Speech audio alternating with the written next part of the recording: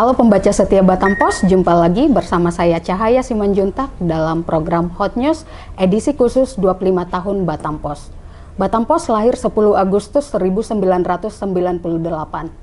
menjadi penyedia informasi berita pertama di Kepri khususnya di Batam.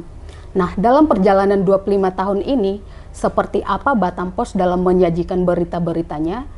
Dari dapur redaksi bersama saya sudah ada rekan Fiska Juanda dan juga tamu spesial kita, direktur sekaligus pimpinan redaksi kita, Bang Muhammad Iqbal. Halo Bang Iqbal. Halo Cai, selamat siang. Selamat siang. Halo Kak Cai. Ya, Kak Cai, tadi Kak Cai bilang bahwa kita pertama kali terbit 10 Agustus 1998. Dan 10 Agustus 2023 ini kayak semacam babak barunya Batam Pos gitu. Di ulang tahun yang ke-25 ini jadi sangat spesial bagi Batam Pos karena Batam Pos sudah mulai fokus nih mengarungi dunia digital. Kita dari koran, kita sekarang sudah ada berbagai platform, ada online, kita juga ada di berbagai media sosial. Batam Pos sudah bermedia sosial. Jadi informasi itu benar-benar disampaikan ke masyarakat dengan berbagai platform, berbagai wadah, dan masyarakat bisa memilih informasi mana mereka mau pakai apa. Instagram ada, pakai Facebook juga ada, kita pakai web kita juga ada, YouTube pun juga ada. Nah, di ulang tahun yang spesial ini tulisan di halaman 1 Batam Pos itu terasa sangat menyentuh banget. Iya. Sangat menyentuh. Saya sampai 3 kali, jujur saya sampai 3 kali membaca tulisan itu berulang kali. Kenapa Batam Pos harus ada? Iya. Kenapa Batam Pos ada? Dan saya meng-share itu, dan itu direspon berbagai teman bahwa iya memang Batam Pos harus ada. Batam Pos harus ada, karena Batam Pos untuk menjaga jurnalisme itu tetap berjalan. Nah, kita tanya langsung nih, Ya, yang membuat tulisan nih, Bang Iqbal ya. Tapi sebelum itu mulai juga kita tanya dulu kilas balik hadirnya Batam Pos ini menjadi yang pertama penyedia informasi dan berita yang akurat di Kepri. Ya mungkin Abang bisa jelasin sebelum pertanyaan tadi, keep dulu kenapa Batam Pos harus ada. Bisa jelasin dulu Bang, mungkin sejarah Batam Pos ini. Ya, Batam Pos awalnya itu adalah perwakilan dari Riau Pos. Jadi Batam Pos kan bagian dari grup besar yang namanya Jawa Pos Group. Kemudian di bawahnya ada Riau Pos Group. Nah, Riau Pos itu koordinator wilayah yang membawahi Sumatera bagian utara ya, termasuklah Kepri, dan di dalamnya ada Batam Pos. Nah, pada awal-awal 90-an Riau Pos pertama kali terbit, dia punya perwakilan di Batam. Nah, itulah cikal bakal Batam Pos. Nah, kemudian di era reformasi ketika pers, semua orang bebas mendirikan perusahaan pers, tidak lagi seperti di zaman Orde Baru, maka grup Jawa Pos mendirikan Batam Pos di Batam pada tanggal 10 Agustus 1998. Nah, pada saat itu namanya masih Sijori Pos. Oh, dari Sijori Pos dulu namanya ya Bang ya? Pertama berdiri namanya Sijori Pos, karena konteksnya saat itu kan pengembangan kawasan Sijori, Singapura, Johor, Riau. Nah, pada tanggal 17 Januari 2003 namanya berganti jadi Batam Pos karena para perintis, para manajemen dan direksi Batam Pos pada saat itu, Sijori Pos ya, saat itu menganggap Sijori itu udah nggak relevan lagi dengan konteks Batam saat ini, karena Batam sudah berkembang dan akan dikembangkan juga sebagai satu kawasan khusus. Jadi Sijori itu udah jadi masa lalu gitu. Nah, karena itu akhirnya kita menggunakan nama Batam Pos, dan Batam itu sebuah tempat yang sangat menjual gitu ya, sangat yang punya tempat tersendiri di hati masyarakat di Indonesia. Makanya Batam itu kan satu magnet, satu tempat yang jadi magnet bagi siapapun di Indonesia ini untuk datang, dan dia punya label yang jauh lebih kuat dibanding Sijori. Makanya akhirnya manajemen saat itu memilih mengganti nama menjadi Batam Pos. Ternyata ada beberapa sampai fase hari ini, ya. Ada beberapa fase pergantian nama menjadi Batam Pos sampai sekarang itu. Baik. Nah, tadi kan sudah menjelasin nih Bang sejarah Batam Pos secara ini tadi secara detailnya. Nah, ini pertanyaan saya nih Bang yang tadi sempat kita simpan ini. Kenapa Batam Pos itu harus ada untuk masyarakat Batam atau maupun masyarakat Kepri? Ya, Batam Pos harus ada dan itu harus terus ada selamanya lah ya. Batam Pos itu harus ada karena Batam Pos tugas utama Batam Pos itu ya membawa informasi yang kredibel, yang layak dikonsumsi oleh publik. Jadi kalau kita lihat informasi hari ini itu kan kayak rimba ya. Informasi hari ini kita masuk ke media sosial, kita bisa nemuin apa saja di sana.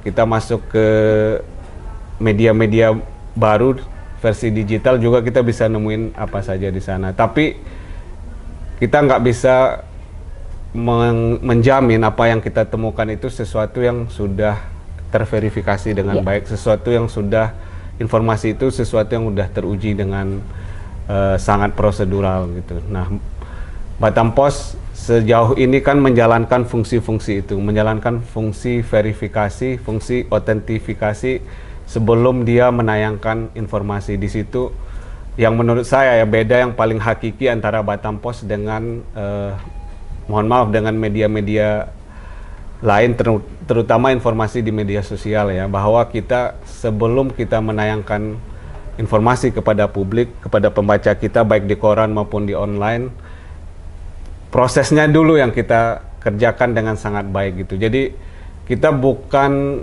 media yang selama ini tergopoh-gopoh menyajikan informasi kepada publik. Kita bukan media yang mengejar kecepatan, tapi kita mengejar keakuratan gitu. Nah, di situ menurut saya kenapa Batam Pos harus terus ada, karena dia menjamin informasi yang lebih akurat dibanding media-media lain, terutama apa yang dibawa oleh media sosial. Nah, tanpa media yang bisa melakukan itu, ya publik akan tersesat. Publik akan tersesat oleh informasi yang memang dibikin untuk menyesatkan gitu. Tapi ketika ada media yang bekerja dengan proses yang baik, dengan prosedur yang proper, ya publik punya satu pijakan, publik punya satu referensi. Ketika mereka bimbang, ketika mereka bingung dengan satu informasi atau dengan banyak informasi juga, mereka bisa merefer pada satu media. Dan kita berkeyakinan kalau di Kepri, kalau di Batam, mereka harus merefer ke Batam Pos. Jadi kalau publik di Kepri, publik di Batam itu mengalami satu kebimbangan, keraguan pada satu informasi yang beredar, ya silahkan merefer lah ke Batam Pos baik di koran maupun di online. Kalau di Batam Pos menyatakan itu, insya Allah kita udah melewati semua prosedur yang standarnya etiknya jurnalisme, bahwa sebelum kita menayangkan kita sudah menguji informasi itu sebelum kita tayangkan ke publik gitu. Jadi itu alasan kenapa Batam Pos harus terus ada. Dia adalah tonggak referensi bagi publik ketika publik diombang-ambing oleh informasi yang mungkin menyesatkan, yang mungkin sengaja dibuat untuk membingungkan, mengacaukan. Kita harus berdiri, harus tampil sebagai pegangan bagi publik. Ya kalau yang benar ya lihat ke sini gitu. Jadi kalau Anda bingung, kalau Anda bimbang, kehilangan arah oleh satu pergulatan informasi di tengah publik, cek dong di Batam Pos. Kalau Batam Pos menulis ini, ya itulah kebenarannya gitu. Jadi Batam Pos harus jadi penunjuk arah ya, Bang, ya. Itu esensi sebenarnya kenapa kita berkeyakinan kita harus terus ada di sini gitu. Apalagi kan kalau kita lihat dalam sejarah percaturan politik ya, kita mau memasuki suatu momen politik yang sangat penting. Tidak hanya pemilihan umum presiden dan pemilihan umum legislatif. Tahun 2024 juga akan ada momentum besar bagi daerah, yaitu pemilihan kepala daerah. Nah itu biasanya kalau yang terjadi kan disinformasi itu pasti sangat banyak ya. Masing-masing kelompok, masing-masing pendukung para calon itu akan membuat disinformasi untuk lawan-lawan mereka gitu. Nah, di situ menurut saya penting hadirnya sebuah media yang benar-benar sahih, yang benar-benar valid, yang benar-benar menampilkan informasi itu yang benar-benar teruji gitu. Yang tidak dapat cerita langsung tayangkan, dapat cerita langsung tayangkan, tapi mengecek dulu kebenarannya melalui melewati dulu prosedur-prosedur yang memang harus dilewati sebelum berita itu ditampilkan kepada pembaca. Nah, berita Batam Pos ya Ju selalu mengutamakan konsep ABC ya. Ada akurasi, brevity, dan clarity. Jadi akurat, singkat, padat, jelas, dan fakta. Gitu. Jadi selama ini reporter kita di lapangan itu selalu mendapat penugasan dari koordinator liputan, termasuk Juanda, dan selalu dipesankan di grup jurnalis itu bahwa utamakan akurasi berita daripada kecepatan, dan itu yang disampaikan Bang Iqbal tadi. Dan ada yang menarik nih Bang dari ulasan Bang Iqbal mengenai peringatan 25 tahun Batam Pos ini, yang menjadi pembeda antara media sosial dengan berita Batam Pos itu ada di verifikasinya. Dan selain itu di media sosial tidak ada sortir kalau informasi ya kan Bang. Nah, bagaimana dengan media-media yang sama dengan kita, gitu, perusahaan-perusahaan media yang saat ini juga mengutamakan kecepatan tapi tidak mengutamakan fakta dan verifikasi. Mereka lebih mengutamakan clickbait. Seperti apa Batam Pos menjadi pembeda untuk itu, Bang? Ya, dalam sebuah produk jurnalistik, verifikasi itu jantungnya, gitu ya. Jadi kalau saya selalu memegang satu kalimat dari yang namanya ya legendanya jurnalisme Amerika yang sangat dikenal lah ya, Bill Kovacs, yang dia merumuskan 10 elemen jurnalisme. Jadi dari 10 elemen itu satu yang paling penting itu verifikasi. Jadi kita dapat cerita, dapat informasi apapun, kalau tidak terverifikasi dia bukan sebuah produk jurnalistik gitu. Jadi produk jurnalistik itu kuncinya satu, verifikasi. Nah, perbedaannya dengan media sosial yaitu di proses verifikasi.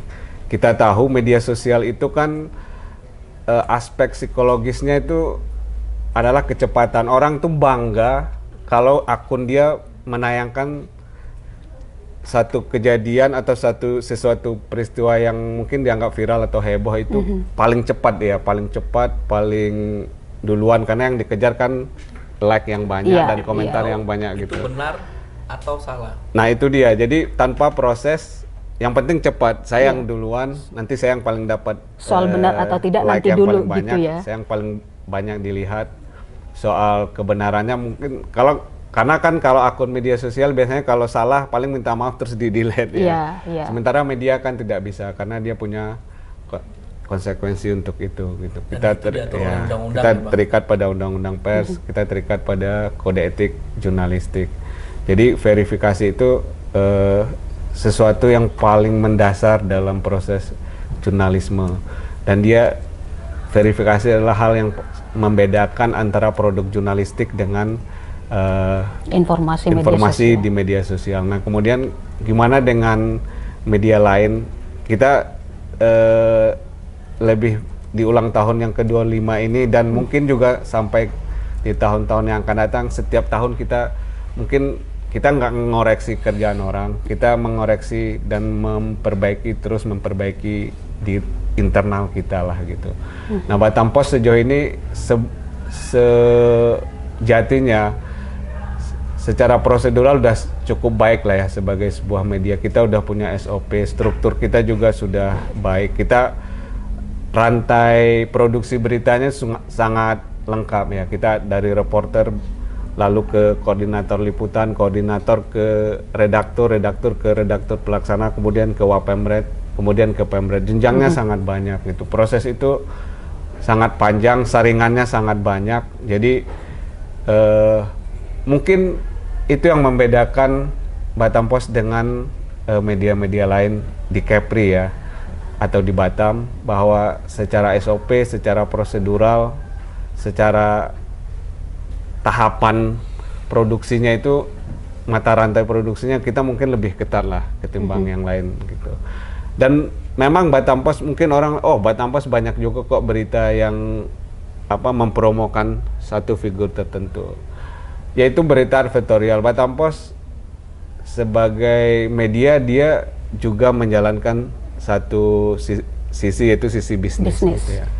Tapi produk-produk itu kita akomodir tetap dengan memberi namanya firewall, pagar api. Jadi kita kasih garis bahwa itu adalah bukan produk jurnalistiknya Batam Pos, itu produk advertorial, produk yang sifatnya komersil gitu. Meskipun ditulis seperti layaknya sebuah produk jurnalistik, itu sah-sah saja gitu. Itu kan haknya dari mereka yang memasang advertorial tersebut di Batam Pos, sepanjang itu tidak melanggar ketentuan-ketentuan undang-undang pers atau kode etik jurnalistik. Yang pastinya produk-produk seperti itu selalu kita memberi garis api, jadi pembatas, pemisah bahwa itu bukan produk jurnalistiknya Batam Pos, itu sesuatu yang sifatnya bisnis gitu.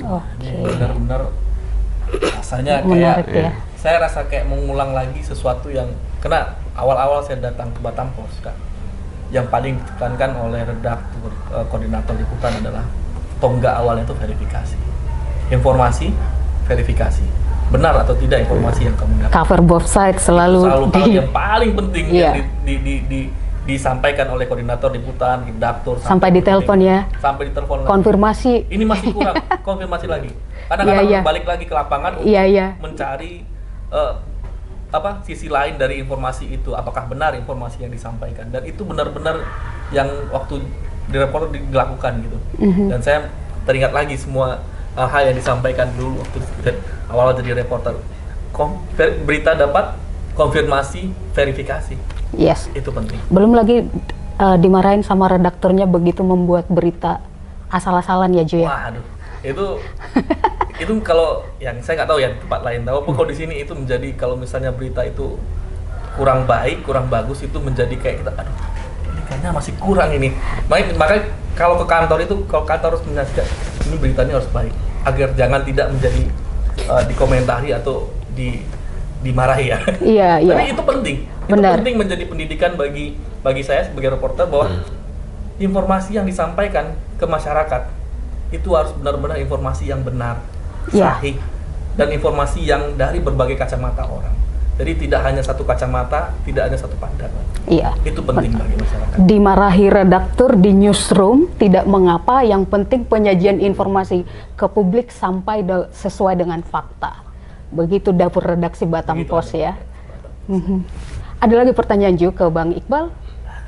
Lagi saya nggak ada pertanyaan, cuman satu pesan saya untuk pembaca Batam Pos.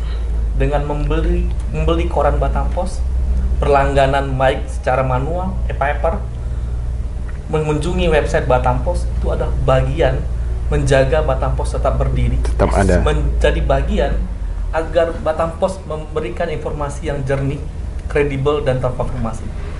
Itu bagian dari masyarakat Kepri untuk menjaga informasi. Batam Pos tetap ada, Batam Pos tetap berikan informasi yang jernih, kredibel. Dengan membeli koran Batam Pos, itu bagian kecil membantu Batam Pos tetap ada. Ya mungkin saya tambahin ya, di usia yang 25 tahun kan secara historis memang dan secara takdir juga ya, Batam Pos itu kan memang ditakdirkan sebagai yang pertama lah di Kepri gitu. Itu nggak terbantahkan, nggak tertolak lah ya. Dia memang yang pertama gitu. Dan karena itu juga kalau menurut saya Batam Pos hari ini tuh udah jadi aset bagi masyarakat Kepri ya. Dalam konteks dia sebagai sumber informasi, dia adalah aset. Dia bukan sesuatu yang yang sembarangan lah. Sesuatu yang ini bukan kaleng-kaleng gitu. Yeah. Ini aset yang penting bagi masyarakat Kepri. Kalau kita kenapa ya? Kita bukan kita menyajikan fakta. Media di Kepri yang bicara di panggung nasional itu ya Batam Pos gitu. Sampai hari ini Batam Pos ya satu-satunya media di Kepri yang pernah memenangkan, yang liputan-liputannya itu banyak sekali dihargai, diapresiasi di kompetisi-kompetisi jurnalistik nasional. Artinya apa? Artinya secara kualitas liputan itu udah proper gitu. Dia udah memenuhi, ya, dia sudah secara prosedural dia melewati prosedur yang seharusnya memang harus dilewati. Kemudian secara etik juga dia sudah memenuhi standar etik sebuah produk jurnalistik, dan secara bahasa kepenulisan dan bahasa atau diksi yang dipilih, artinya dia juga sudah sangat proper ya, sangat layak gitu. Nah, itu juga itu yang menurut saya kenapa Batam Pos hari ini tuh udah jadi aset bagi masyarakat Kepri. Dengan usia yang udah sangat lama sebagai media yang pertama dan sampai hari ini masih eksis ya, masih sangat besar pengaruhnya. Ya dia udah jadi sesuatu yang harus dipertahankan oleh masyarakat Kepri untuk merefer apapun informasi yang berkembang di publik, apapun isu, gosip-gosip, apakah gosip politik, gosip ekonomi, rumor-rumor yang beredar di masyarakat. Kalau ada di Batam Pos, ya itulah pegangan yang harusnya informasi yang dijadikan pegangan oleh publik, oleh masyarakat di Kepulauan Riau gitu. Itu sering saya dengar kalimat itu. Beberapa kali cerita-cerita dengan teman-teman pengusaha. Belum sah kalau belum di Batam Pos. Kalau misalnya informasi itu kan beredar di media sosial, benar tidak ini? Iya. Mereka datang. Ada yang ya beberapa pengusaha yang saya dengar bercerita dengan saya, mereka berlangganan e-paper Batam Pos. Mereka dapatkan link online dan macam. Karena mereka lagi di luar negeri, mereka buka e-paper Batam Pos. Oh iya, ini benar. Di Batam Pos sudah ada. Mereka bilang, oh iya ini ternyata ada kejadian begini. Jadi mereka membenarkan, mencari kebenaran itu informasi di Batam Pos. Karena berbagai narasumber kita hadirkan dari berbagai sudut pandang kita sampaikan. Iya. Berita lokal kualitas nasional ya. Ya kita koran daerah.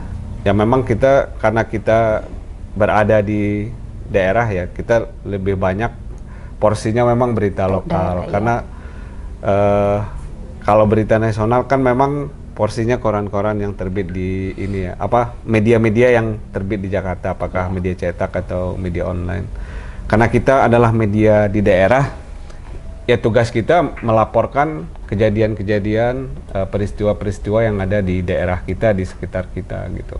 Karena meskipun skupnya daerah kan tidak semua publik juga tahu apa yang terjadi di tempat-tempat lain di luar lingkungan mereka. Nah itulah tugas yang dijalankan selama ini oleh para jurnalis di Batam Pos untuk melaporkan peristiwa ataupun kejadian ataupun informasi-informasi yang berkembang di tengah masyarakat, terutama di Batam, yang ketika dia melakukan kesalahan ya dia bisa menghapus, mendelete tanpa ini ya. 404. Tapi kalau di Batam Pos kan prosedurnya tidak bisa seperti itu. Terlebih lagi kalau dia udah tayang di koran ya. Kalau di online mungkin ya bisa saja itu ditempuh gitu. Tapi Batam Pos tidak tidak memilih jalan itulah. Nah kalau di koran kan itu sudah tidak mungkin lagi di delete gitu karena dia sudah tercetak ya. Jadi satu kelebihan media cetak itu menurut saya. Jadi orang yang mengerjakannya harus sangat hati-hati karena ketika kesalahan terjadi dan itu terbit ya dia nggak bisa ditarik lagi gitu ya. Anda harus menanggungnya dengan segala risiko yang ada gitu. Saya pernah masih ingat kita dulu sempat ada pakai kode ya. Iya, ya. Sekarang kita byline.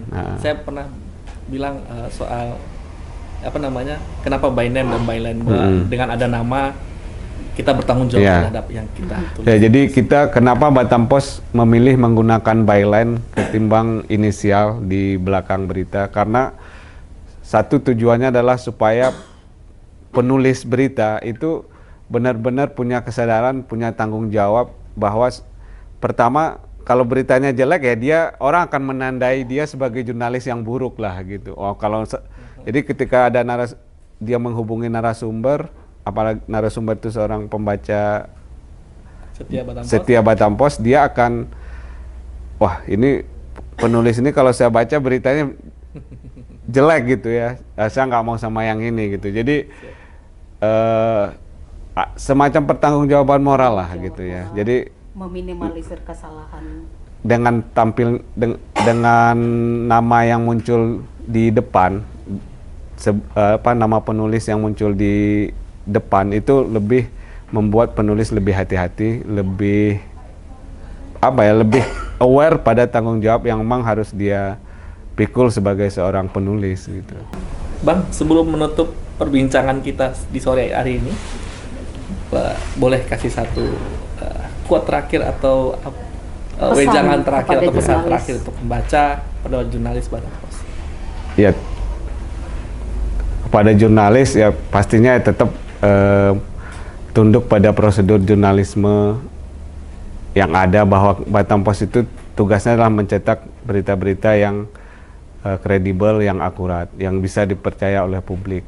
Dan kepada pembaca tentunya kami selalu berharap untuk tetap terus membaca Batam Pos, terus berlangganan, terus beriklan di Batam Pos, karena dengan tetap membaca Batam Pos, tetap berlangganan Batam Pos, maka Anda telah ikut menjaga sebuah institusi media yang menjadi referensi penting bagi masyarakat Kepri, sebuah institusi media yang menyajikan informasi yang telah teruji, yang telah melewati prosedur yang baik dari sisi jurnalistik. Terima kasih banyak Bang. Ini perbincangan sore yang berat tapi sangat manfaat banget bagi saya. Iya, apalagi tulisan Bang Iqbal di koran hari ini ibarat oase ya Ju ya, yang kita diberi ada harapan untuk perusahaan media dan juga jurnalisnya. Terus tadi teringat bahwa tingkat kepercayaan publik lebih besar kepada media daripada pemerintah gitu, dan itu ada datanya. Dan kita juga melalui tulisan Bang Iqbal ini sekaligus ada pengajaran juga supaya jurnalistik jangan berhenti belajar, terus menciptakan produk-produk jurnalistik untuk disajikan kepada publik. Keren. Terima kasih Bang Iqbal atas waktunya Bang. Sama-sama. Nah, demikian Hot News edisi spesial 25 tahun Batam Pos bersama tamu spesial kita, Direktur sekaligus pimpinan redaksi Batam Pos, Bang Muhammad Iqbal. Cerdas memilih informasi akurat bersama Batam Pos, salam redaksi.